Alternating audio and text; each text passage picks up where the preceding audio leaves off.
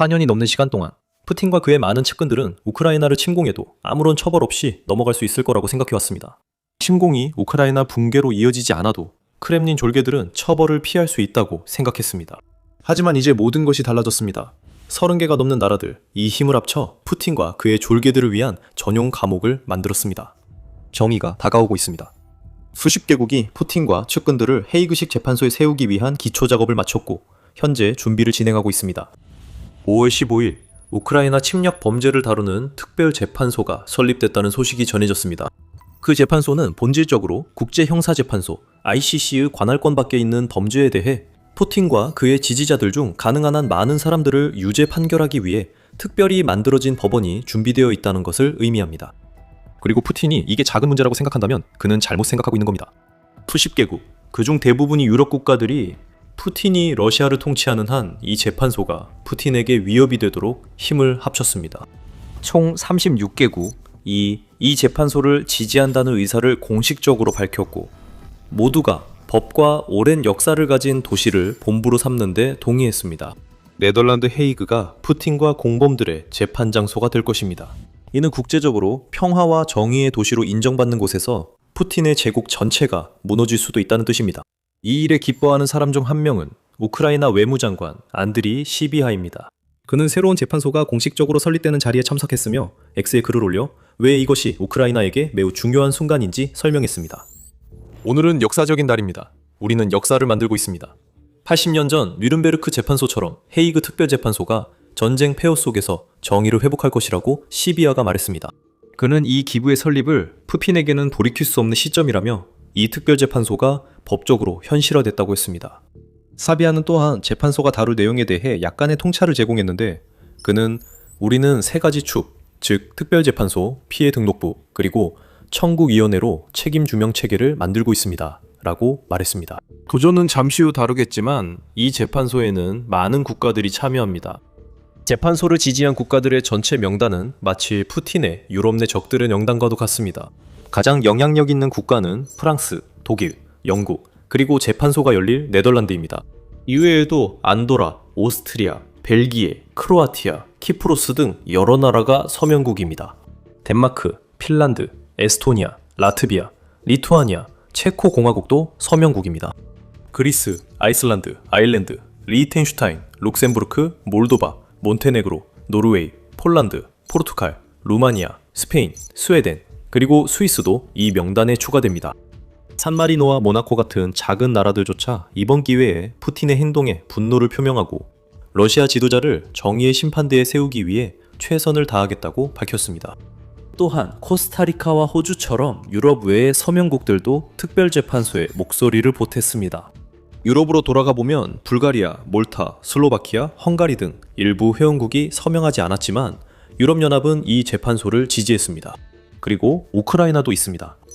주의 깊은 시청자라면 이 목록에서 한 가지 중요한 이름, 즉 미국이 빠져있다는 것을 알아차릴 것입니다. 미국은 특별재판소에 가입하지 않고 러시아와 우크라이나 간 평화협정 추진에 집중하고 있어 푸틴과 측근들을 재판에 세우지 않으려는 것으로 보입니다. 하지만 이 목록은 어떤 나라든지 가입할 수 있도록 열려 있습니다. 푸틴과 동료들을 잡으려 이미 큰 그물이 쳐졌습니다. 더 많은 국가들이 서명하면 그 그물은 더 넓어질 수 있고 미국이 재판소에 힘을 실어준다면 그 그물은 결코 빠져나올 수 없게 될 것입니다. 그래서 문서가 서명되었습니다. 특별재판소가 공식적으로 설립되었습니다. 하지만 실제로 구조는 어떻게 생겼을까요? 사비아가 재판소의 세 가지 기둥을 언급하며 몇 가지 단서를 주었습니다. 유로뉴스는 여기에 더해 유럽 평의회 사무총장인 알랭 베르세가 모든 참가자들에게 각자의 입법 절차를 시작하고 재판소가 가능한 한 빨리 업무를 시작할 수 있도록 필요한 자금을 각각 배정하기 시작할 것을 촉구했다고 전했습니다.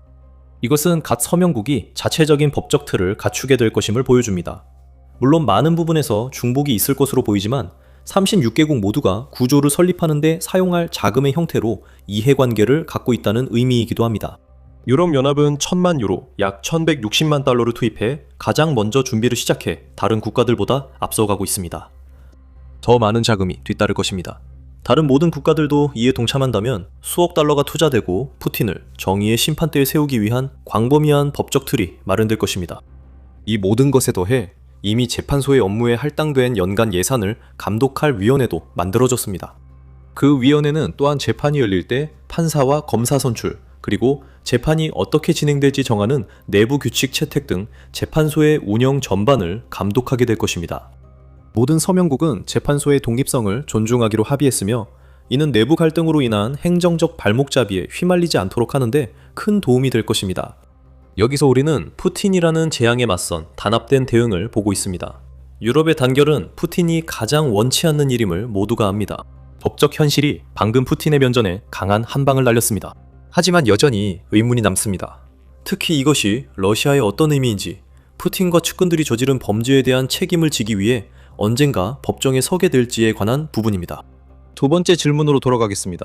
특별재판소는 우크라이나가 수년간 유럽의 설립을 촉구해온 것으로 2022년 12월까지 거슬러 올라갑니다. 애틀랜틱 카운슬은 우크라이나 대통령 볼로디미르 젤렌스키가 푸틴을 기소할 수 있는 특별재판소 설립에 대해 언급한 내용을 보도했습니다. 국제형사재판소 ICC와 다른 기존 형사법원의 관할권 밖에 있는 범죄들에 대해서입니다. 그 12월 발언들은 러시아 침공 직후부터 젤렌스키가 추진한 재판소 설립을 다시 강조한 것이었습니다. 젤렌스키는 침략 범죄는 전쟁의 알파이자 오메가라며, 범죄적이고 정당한 이유 없는 전쟁을 시작하는 것은 교전 중과 점령지에서 저질러지는 수천 건의 범죄의 문을 여는 것과 같다고 말했습니다. 요청에 답하는 데 시간이 걸렸지만 공식 확인의 토대는 이미 몇 년 전부터 마련되었습니다. 2025년 5월, 지금은 공식적으로 서명한 우크라이나의 많은 동맹국들이 이 재판소의 설립을 지지했으며, 이 재판소는 심리에 회부되어 유죄 판결을 받은 사람에게 종신형을 포함한 다양한 형을 선고할 수 있도록 계획되었습니다. 미국은 지지 선언에는 빠졌지만 바이든 전 대통령 재임 중 특별재판소 설립에 핵심 역할을 했습니다. 지지 선언이 이루어졌을 때는 현 대통령 도널드 트럼프가 집권 중이었고, 그는 푸틴을 기소하는 것보다는 평화 협상을 중재하는 데 더 집중하는 모습이었습니다. 그 점에 있어서는 아무런 변화가 없는 듯합니다. 이 모든 것이 의미하는 바는 이번에 재판소가 공식적으로 설립된 것이 푸틴의 침공이 시작된 이래로 우크라이나가 원해왔던 바가 실현된 것이라는 점입니다. 이것은 이전에는 존재하지 않았던 법적 장치이며 푸틴과 그의 다른 전범들을 처벌하기 위한 단 하나의 목적으로 만들어진 것입니다. 하지만 많은 사람들이 모를 수 있는 사실은 재판소가 꼭 필요한 이유가 푸틴이 기존 법정에서 유죄 판결을 받을 수 없는 특정 범죄 때문이라는 점입니다. 범죄 내용을 밝히기 전에 지금 시청 중인 채널은 밀리터리 쇼입니다. 앞으로도 다양한 내용이 준비되어 있으니 채널 구독하고 함께 해주세요. 보통 새로 만들어진 특별재판소가 기소하려는 범죄 유형들은 국제형사재판소에서 다루게 됩니다. 그리고 특히 우크라이나가 푸틴과 그의 동맹들 최대한 많이 법정에 세우고 싶어하는 범죄가 바로 침략 범죄입니다. 푸틴과 장군들이 이 범죄의 유죄인 것은 부정할 수 없습니다. 국제형사재판소 연합은 이 범죄를 다음과 같이 설명합니다. 공격행위란 한 국가가 다른 국가의 주권, 영토 보전 또는 정치적 독립에 대해 무력을 사용하는 것, 또는 유엔 헌장에 부합하지 않는 방식으로 무력을 사용하는 것을 의미합니다. 국제형사재판소에서 이 범죄로 기소되는 사람은 반드시 정치, 군사 지도자여야 하며 푸틴, 크렘린 측근, 장군들, 우크라이나 침공을 지원한 다른 나라 지도자들 일부까지 포함됩니다. 그리고 유죄 판결을 내리기 위해서는 법원은 피고가 다른 국가에 대한 국가의 침략 행위의 계획, 준비, 개시 또는 실행 중 하나 이상에 관여했다는 것을 입증해야 합니다. 그러니 푸틴은 명백히 죄가 있습니다. 그는 이 모든 혐의에 사실상 항변할 여지가 없습니다. 그러나 문제가 있으며 이것이 특별재판소가 처음 만들어져야 했던 이유입니다. ICC가 지도자를 침략 범죄로 유죄 판결하려면 그 범죄가 로마 규정 당사국에 의해 저질러졌음이 입증되어야 합니다. 러시아는 서명국이 아닙니다. 실제로 러시아는 유엔 안전보장이사회 상임이사국으로서 거부권을 행사해 ICC가 푸틴과 그의 측근들을 침략 범죄로 기소할 수 있는 경로가 될 수 있는 안보리의 회부를 차단할 수도 있습니다. 우크라이나 침공의 설계자들은 심지어 뉘른베르크 재판의 판사들조차 2차 세계대전 이후 나치들을 다루면서 가장 중대한 국제범죄라고 불렀던 그 범죄에 대해 ICC에서 책임을 질 수 없습니다. 이것이 푸틴의 범죄에 대해 ICC가 무용지물이라는 뜻은 아닙니다. DW가 지적하듯이 러시아의 지도자에게는 다른 많은 범죄가 있으며 ICC는 푸틴과 그의 측근들에게 불법 추방 및 아동 이송, 그리고 러시아의 공격으로 민간인을 의도적으로 표적으로 삼은 것 등 더 구체적인 범죄에 대해 체포영장을 발부했습니다. 하지만 ICC는 푸틴을 침략죄로 처벌할 수 없습니다. 새 특별재판소는 그렇게 할 수 있습니다. 그 재판소는 ICC의 관할권 밖에 있다고 판단된 범죄를 기소하기 위해 존재합니다. 하지만 이는 앞서 제기한 질문으로 돌아가게 합니다. 특별재판소가 실제로 푸틴과 그 측근들을 법의 심판대에 세울 수 있을까요? 그 질문에 답하기는 쉽지 않습니다. DW는 대부분의 새로운 재판소 서명국이 유럽 평의회 회원국임을 언급합니다.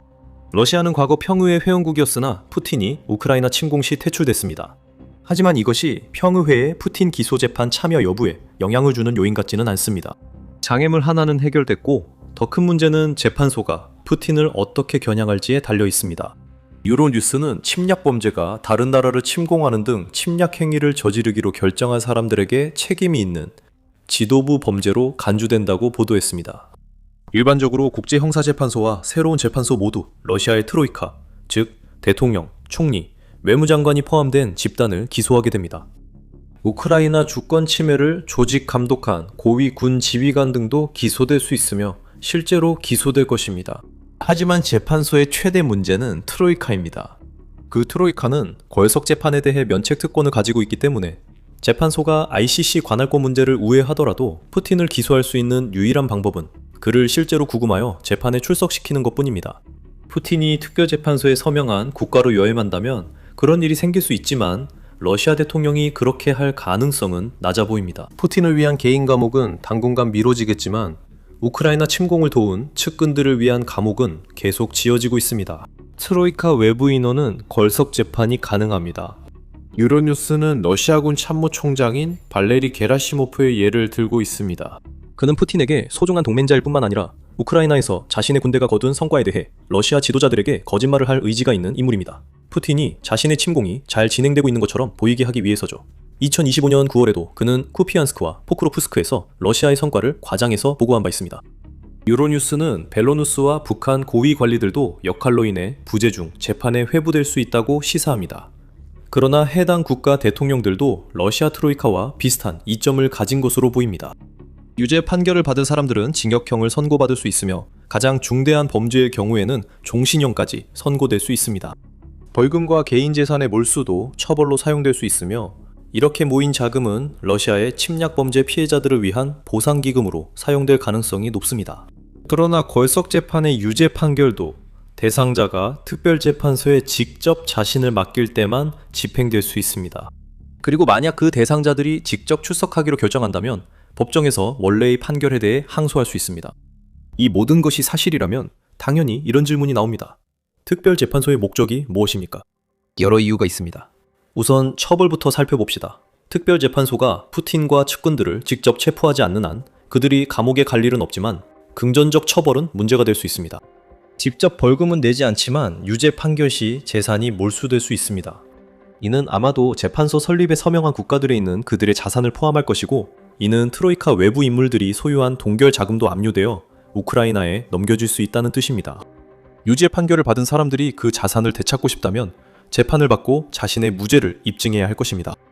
또한 이 재판소는 우크라이나에 대한 러시아의 침략 범죄로 러시아 측 누구도 기소할 수 없게 만든 국제형사재판소 ICC 관할권의 공백을 메운다는 점에서도 의미가 있습니다. 글로벌 라이츠 컴플라이언스는 1940년대 이 범죄가 법전에 명시된 이후로 도쿄와 니른베르크 재판소만이 이 범죄를 성공적으로 기소한 두 기관이라고 지적합니다. 그 이후로 전쟁 범죄를 다루는 많은 다른 기관들이 만들어졌지만 그중 어느 곳도 침략 범죄에 대해 보편적 관할권을 가진 곳은 없었습니다. 새 특별 관할권은 보편적 관할권은 없지만 관할권의 한계를 보완해 푸틴과 측근들이 범죄에 대해 처벌받을 가능성에 노출되게 합니다. 그 영향력은 아무리 강조해도 지나치지 않습니다. 이것이 의미하는 바는 새로 만들어진 재판소가 겨냥할 수 있는 모든 인물들의 이동이 심각하게 제한되었다는 것입니다. 우크라이나 전쟁에 관여했던 러시아 장군이나 정치인은 더 이상 독일이나 프랑스로 여행할 수 없습니다. 그들은 재판소에 서명한 어떤 국가에도 자산을 몰래 숨길 수 없습니다. 또한 새 서명국이 더해질 수 있어 그 명단에 더 많은 이름이 오를수록 러시아 전범들은 점점 자국에서 고립될 것입니다. 이 모든 게 재판소가 푸틴에게 보내는 메시지에 더해집니다. 불과 12월에 푸틴은 유럽에 화해를 시도했습니다. 그는 서방이 러시아를 존중하면 러시아는 유럽에서 전쟁을 하지 않을 것이라 밝혔습니다. 푸틴은 자신이 우크라이나 외 유럽 국가를 공격할 계획이라는 주장을 터무니없다고 일축했습니다. 이것은 노골적으로 한심을 사려는 시도였습니다. 푸틴은 우크라이나 지원을 중단하면 러시아가 침공하지 않겠다고 맹세하듯 말했습니다. 이는 유럽 분열을 조장하고 푸틴이 원하는 대로 이야기를 조작하려는 시도였습니다. 특별재판소에 서명한 36개 서명국은 대부분 서구화된 유럽 국가들로 이들은 푸틴이 시도한 제안을 명확하게 거부한 것입니다. 유럽은 그와 측근들은 전범이다 라고 말합니다. 그뿐만 아니라 그들은 나치 정권 최악의 인물들이 재판을 받고 유죄 판결을 받았던 범죄와 동등한 범죄를 저질렀다는 점에서도 유죄입니다. 푸틴이 유럽과 서방의 호의를 되찾을 방법이 궁금했다면 이번 재판소 설립은 그런 길이 없음을 보여줍니다. 키우 인디펜던트는 이 재판소의 흥미로운 점을 지적합니다. 이것은 러시아만의 문제가 아니라 우크라이나가 옳았음을 확인하는 일이기도 합니다. 이 재판소가 존재한다는 사실 자체가 유럽 대부분과 대륙 밖의 여러 국가들이 우크라이나와 함께 푸틴과 그의 측근들이 저지른 일에 대해 비난하고 있다는 또 다른 신호입니다. 특별재판소는 목소리를 내지 못하는 이들에게도 기회를 주며 목표 달성 시 푸틴이 우크라이나에서 저지른 최악의 일로 피해 입은 이들에게 보상을 제공할 수 있습니다. 이 재판소들은 범죄자 체포 외에도 다양한 일을 할 수 있습니다. 키우 인디펜던트는 리걸 액션 월드와이드, 즉 LEW의 사례를 언급합니다. 이 단체는 1982년에 시민권을 박탈당하고 엄청난 폭력에 시달린 미얀마의 로힝야 공동체의 생존자들을 대변해 왔습니다. LAW의 활동으로 생존자와 목격자들이 국제사법재판소에 자신의 이야기를 전달할 수 있게 됐습니다.